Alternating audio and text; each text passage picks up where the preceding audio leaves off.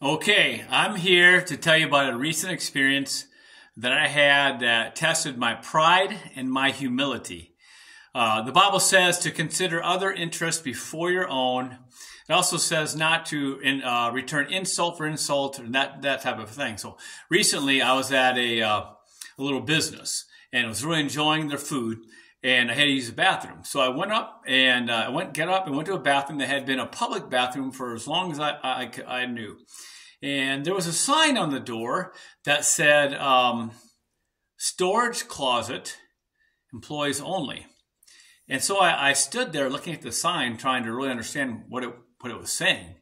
Storage closet, employees only. So I kind of peeked around the door into the bathroom, and sure enough, there was a storage closet right to the right. And I looked down to the left where there would normally be a worker at their work table there, and I was going to ask for some clarification on there, but there was nobody there. So I stood in front of the sign again, and I looked at it, and it said, storage closet, employees only. So all right.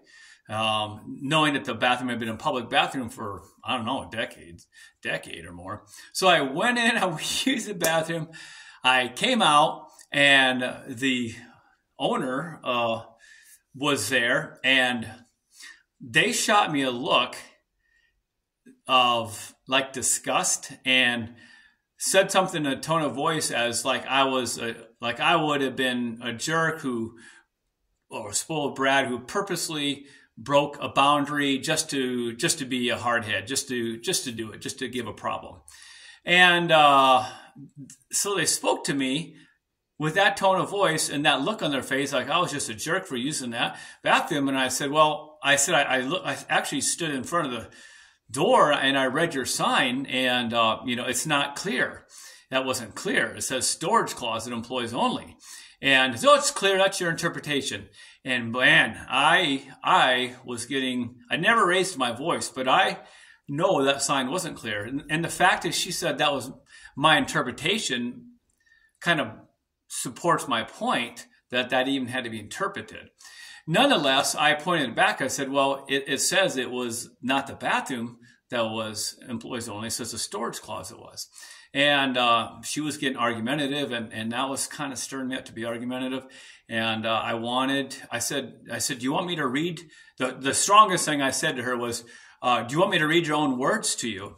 At that point, she began to walk away and say, do I really want to be in that establishment? And I said, I'll leave. I said, I'll leave. I'll go ahead and leave. And, but that sign is not clear. And, I guess I wanted to say that one more time.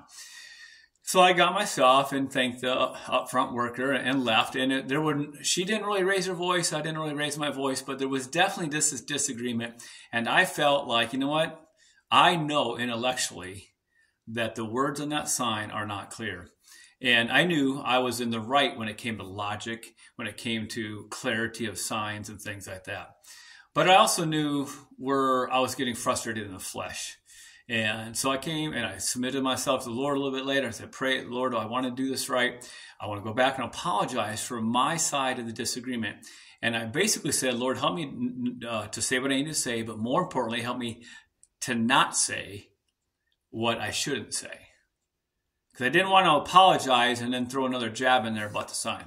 So I went back. She wasn't really keen on talking to me, but I said, hey, listen, I just wanted to come back and apologize for my part of the disagreement today. It was my misunderstanding on that. And when I said that, her face kind of relaxed. And actually, she was talking about me. It's almost an hour later. She was talking about the incident to somebody.